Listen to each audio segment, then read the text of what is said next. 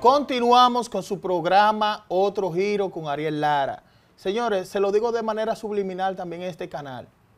Vayan a las redes sociales, suscríbanse a Otro Giro con Ariel Lara y también a BTV, Canal 32. Nosotros tenemos que motivar a la gente para que vayan. Pues no es poner un cintillo aquí, no, es ir. Hoy tenemos una invitada muy especial, la cual siempre la convocamos para temas en materia de derecho, y es la ex jueza Awilda Reyes. ¿Cómo está, Awilda?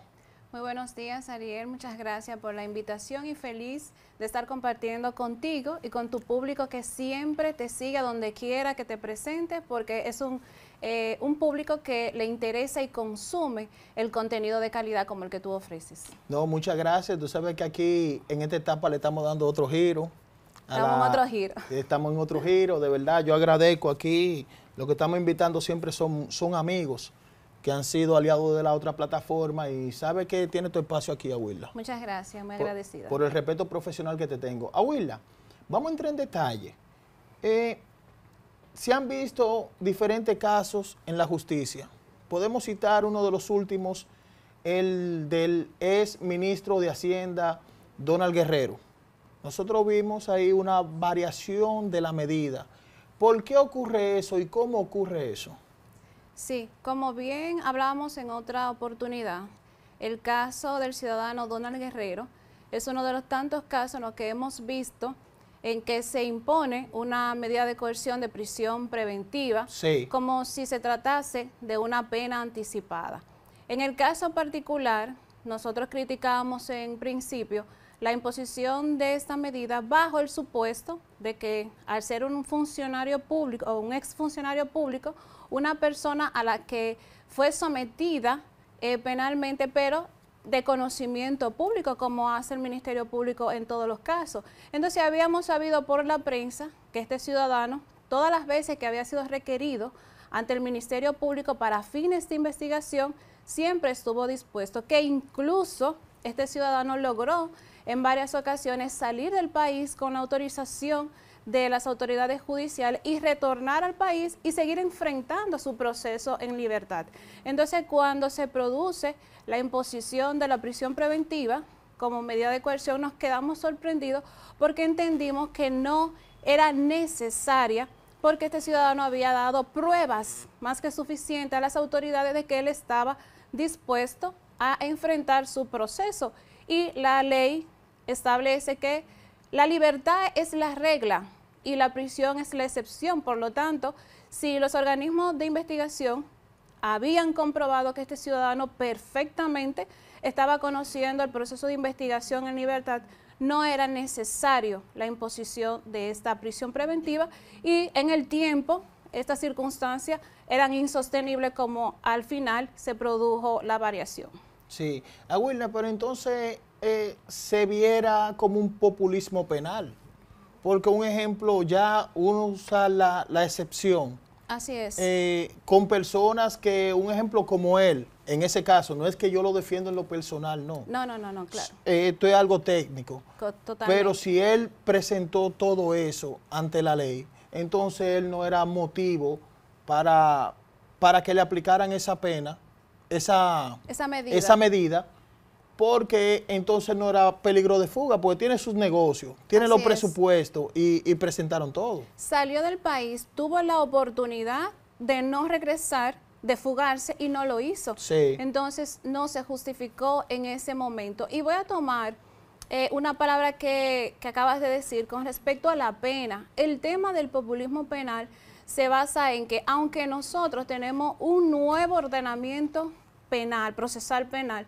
tenemos un Ministerio Público que se maneja todavía bajo los lineamientos del Código de Procedimiento Criminal, sí, cuando en aquellos tiempos, 22 años atrás, existía el tránquenlo y después investigamos. Sí. Entonces la sociedad, con más de un siglo, con esa ideología social, entonces no ha aprendido que no se debe trancar a una persona para investigar, sino que tenemos un sistema garantista donde si se aplica la ley tal y como se establece y los organismos de investigación hacen su trabajo, el Código Procesal Penal está configurado para, primero, todo investigado o procesado conozca su proceso en libertad, que es la regla, como lo hacen en otros países desarrollados, en los cuales la justicia se aplica al pie de la letra, no tan solo de los códigos, sino también de la Constitución. Eso es por una parte. Y por otra parte, está configurado para que, como resultado de una buena investigación y del respeto de los derechos de todos los ciudadanos procesados que son inocentes hasta que se demuestre lo contrario, del proceso penal resulte que el que se demuestre que es culpable sea condenado, pero el que se demuestre que no es responsable, entonces sea absuelto. Pero hay que dejar que el proceso siga su curso y que la investigación pueda demostrar que un ciudadano es responsable o no de los hechos que se le acusa.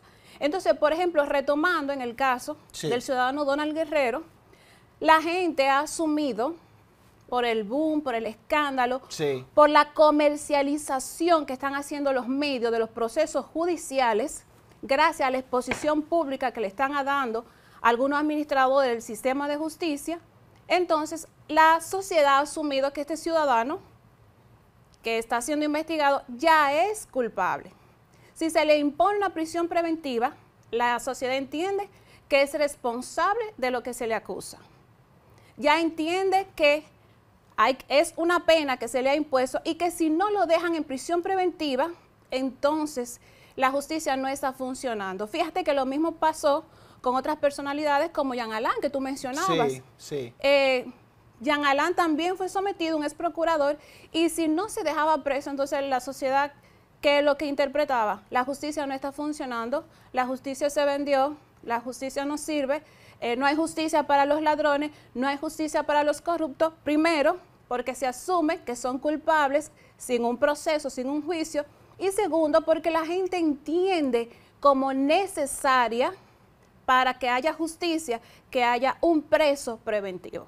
Y te voy a hacer una pregunta. Estos expedientes que hacen muy amplios, el expediente, un ejemplo, Calamar, por citar un ejemplo, 5.000 páginas, 10.000 páginas, estos expedientes muy grandes y no concretizan, y no lo concretizan en una sola cosa. ¿Qué pasa? Entonces eso se ve débil.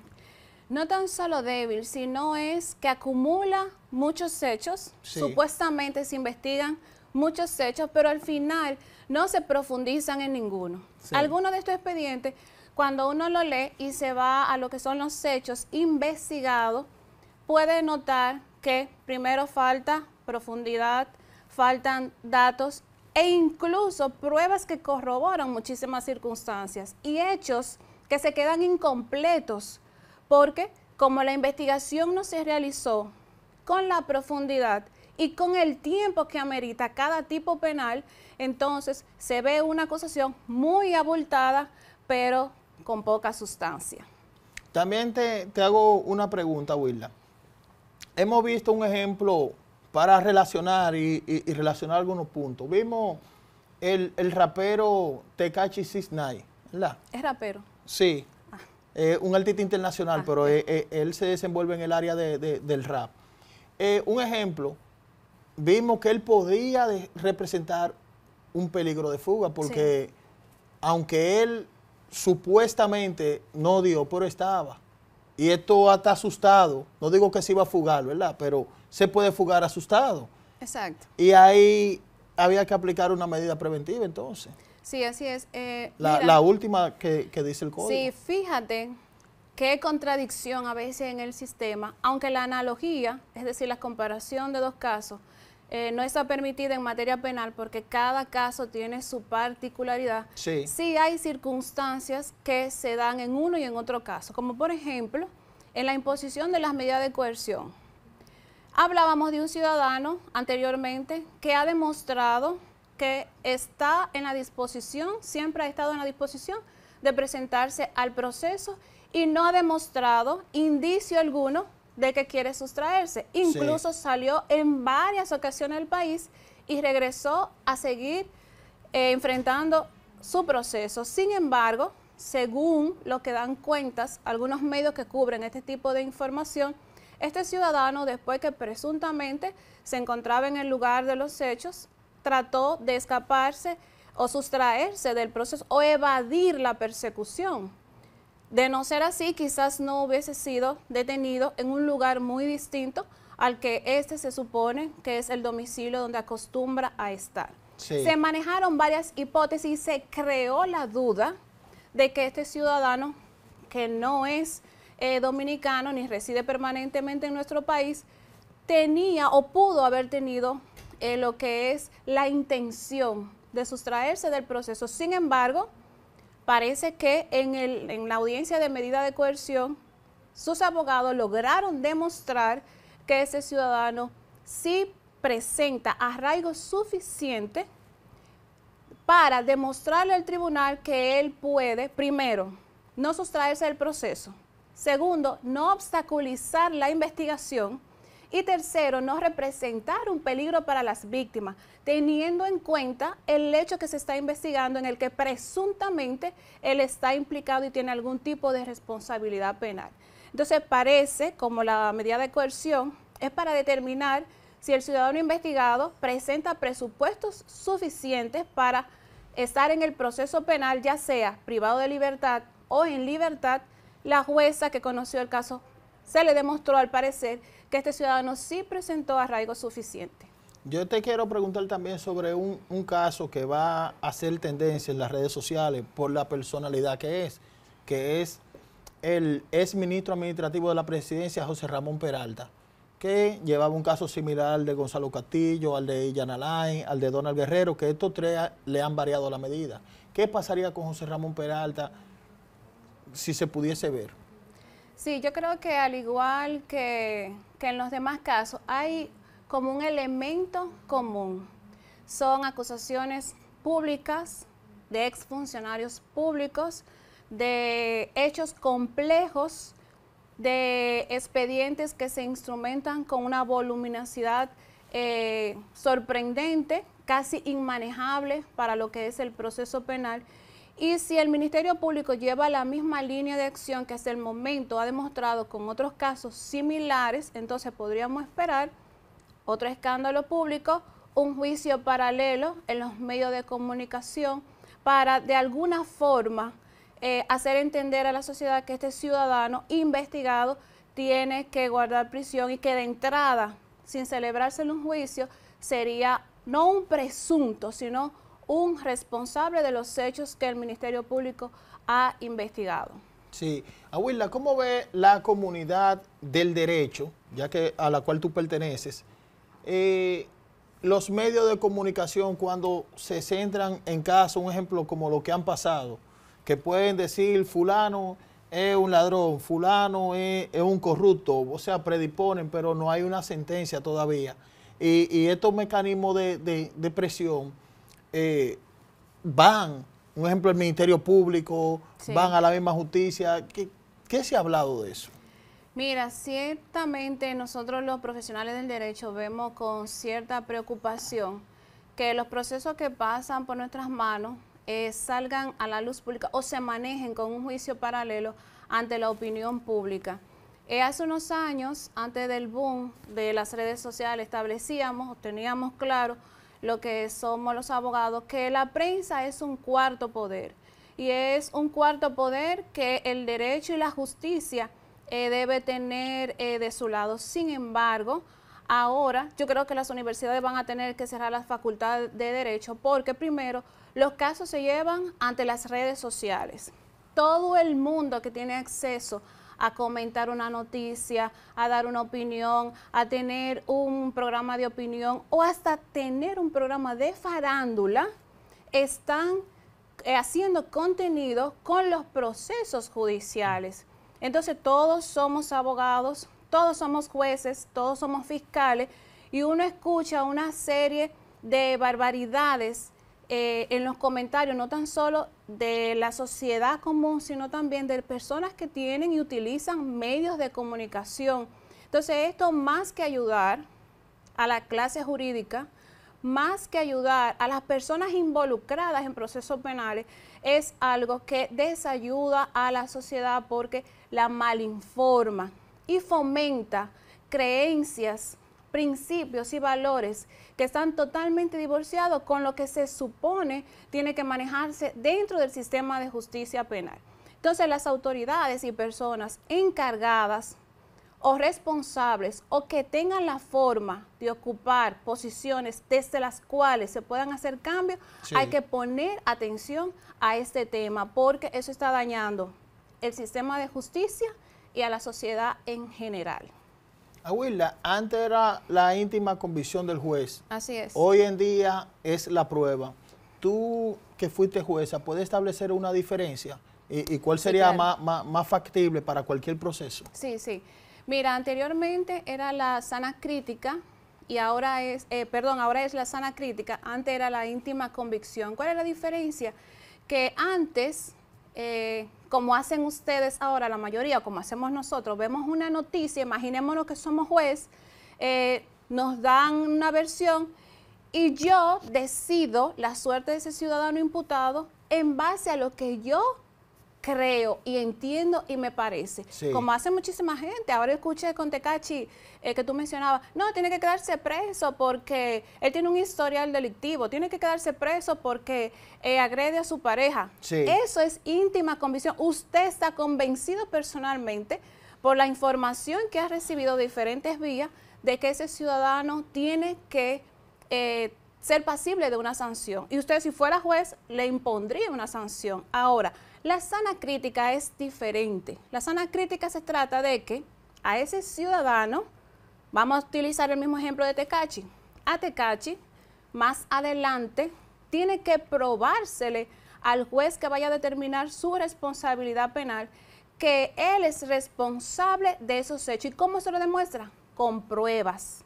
No es lo que el juez le parezca, o que Tecachi tiene muchos tatuajes, o que su perfil le parece de una persona capaz de cometer esos hechos. No es lo que el juez crea, es lo que se demuestre en justicia. Entonces, sí, de manera objetiva, el juez tiene que valorar esas pruebas que le son presentadas y tomar una decisión. Si son suficientes para demostrar que ese ciudadano cometió los hechos conforme lo dice la ley, entonces imponer la sanción que corresponde. De lo contrario, entonces tendría que dejarlo libre y por eso te decía al principio, el código está concebido ¿para qué? Si se demuestra que es culpable, se le imponga una sanción. Si no se demuestra, entonces tiene que dejarse libre. Sí. Se ha hablado, Aguila, ahora que mencionó el código, de una posible reforma al Código Penal. Se ha discutido siempre. Ay, sí.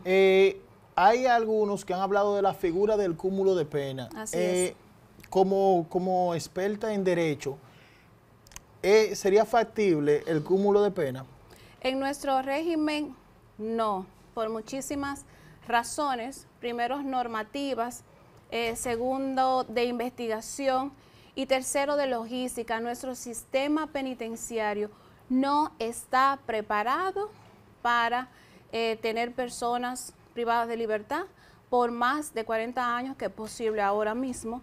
Es decir, que usted confinar a una persona a 60, 70 años a un sistema con las debilidades en investigación, en el sistema de juzgamiento y en el sistema de seguimiento de la ejecución de esa sanción, exacto, entonces sería muy peligroso. Yo creo que nosotros tenemos primero que fortalecer nuestro sistema desde el paso 1, desde la etapa 1 del proceso, que es la investigación, hasta la etapa final, que es la ejecución de las sanciones penales, para entonces nosotros poder establecer un régimen en el cual las personas puedan pasar un largo periodo privado de libertad cumpliendo una sanción. Amén, amén.